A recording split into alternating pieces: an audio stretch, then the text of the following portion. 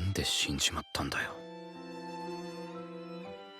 お前の夏を俺が壊しちまったからか。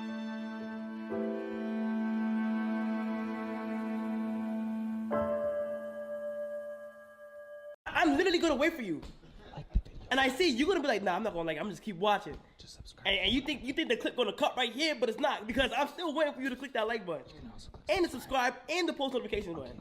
So with Kowloon Generic Romance coming to an end, I think that this anime has left a very sour taste in a lot of people's mouths, because a lot of people came into this anime with a lot of excitement, thinking that it was gonna be this and that, but by the end of it, this anime ultimately was not what people thought it was, and people have decided to dub it as a failure, because initially, based on the trailer, it seemed like it was gonna be this exciting sci-fi mystery type of anime that was really unpredictable, but also had a really mature aspect to it. And by the end of the anime, a lot of people did not get what they wanted, and as such it's been dubbed a failure. But what if I told you that it wasn't a failure? Instead, it just transformed into something else. But before we dive into that, let's just play the opening one last time because it's a banger.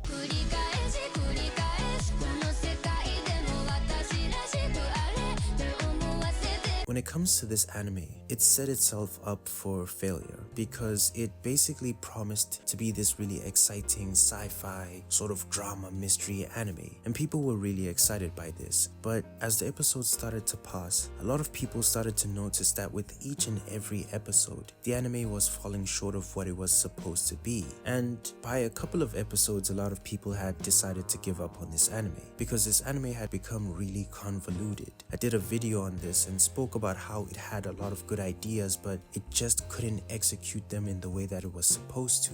And as the episodes started to pass, I kept on feeling that same way, and I think a lot of people did too. But then after a couple of episodes near the end, it all started to make sense. It wasn't this sort of sci-fi mystery anime that we thought it was. It wasn't this sort of weird and wacky anime that we thought it could have been. It eventually started to become a different anime. And in my mind, that transformation actually did it more good than bad, because it went from an anime that was trying to over the top reach with a lot of ideas and concepts and became an anime that was really focused on one of the most powerful and most normal feelings that you could ever experience as a human being.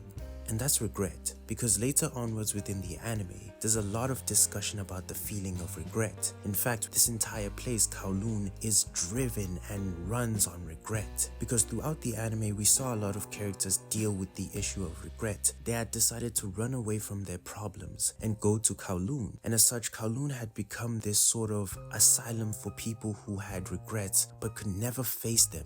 And as the episodes started to roll in and people understood the significance of this place, they understood that they eventually have to face all of their regrets. That is the essence of life and living, and if they don't do that, they'll be stuck in Kowloon. This place that had become a paradise for people started to seem more like an asylum for those who couldn't get over things. And with that started to get the ball rolling more and more. Unfortunately, it was near the end, but you started to really understand the significance of Kowloon. It was deeper than that. It was a metaphor. And after coming to that realization with the characters, the story just took a different turn. Because throughout the story, even though things were really confusing, it all started to piece together with a character who seemed to be the most mellow and understanding. A person who was really unassuming within the anime ended up becoming a really huge central figure to this entire idea. And that's Kudo, a man who was trapped in this nightmare called Kowloon this summer, where he kept thinking about a certain incident that had happened. And after learning what really affected him, you started to realize that Kowloon was not necessarily this paradise that he had created for others. It was more like a prison for himself, and other people just happened to stumble upon it and utilize it. Because within the story, we learn that Kudo went through an experience with one of his partners, and what happens is that she unalived herself. I think that's the better thing to say. And Kudo finds himself in a situation where he doesn't understand why she would do that. It seemed like they were close. In fact, he had proposed to her. He goes to her house to go see if she's going to say yes or no, and then finds her there, and well, But in that situation, he's forced to move on quickly because this entire area is about to be demolished. And by the time he returns to Kowloon, he finds himself on his knees just trying to figure out what happened, which is a really profound thing because being a partner to someone and losing them in that type of way would leave you questioning a lot of things. You thought that you knew this person, but it seems like you didn't. It seems as though you yourself had lived in this illusion of love and affection and a future that didn't exist. And to see that all of these feelings that he had literally culminated in the birth of a second Kowloon was extremely profound and metaphorical. And seeing that, you started to really realize what was the point of this anime. It was the addressing of the idea of regret. A person who had created a paradise was the person who was suffering the most. I found this to be extremely profound because you really didn't expect this was going to be the main idea. Initially, you thought they were doppelgangers or clones, but by the end of it, you just see a sad tale of a man who couldn't let go of the past, but also couldn't accept the present or the future, and just wanted to perpetually live in one place, one time, and never move on. And this is a real feeling that happens all the time,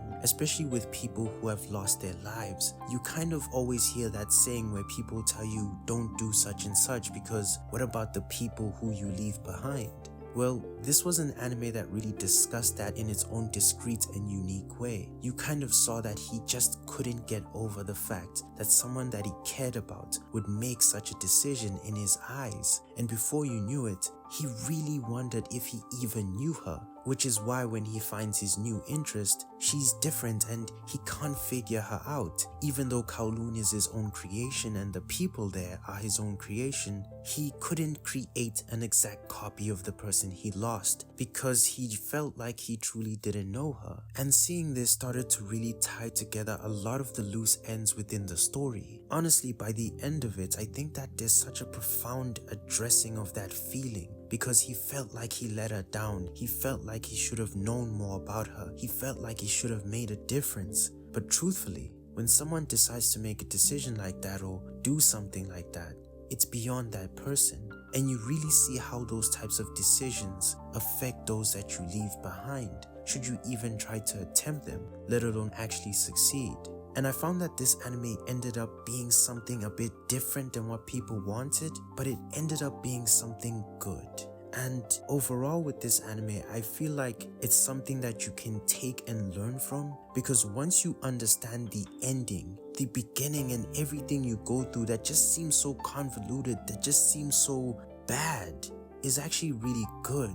The truth is, if you put yourself in the eyes of someone like Kudo, the story in which the anime tries to tell is going to be weird. It's going to feel like it doesn't make sense because the person who is creating and going through this story doesn't fully understand it. It's a lot of questioning. Rarely do you find someone who has went through that type of experience and has the resolve to understand everything fully and accept it. But by the end of the anime, once he finally understands that he needs to let go, the situation is gone, you start to realize that the world opens up.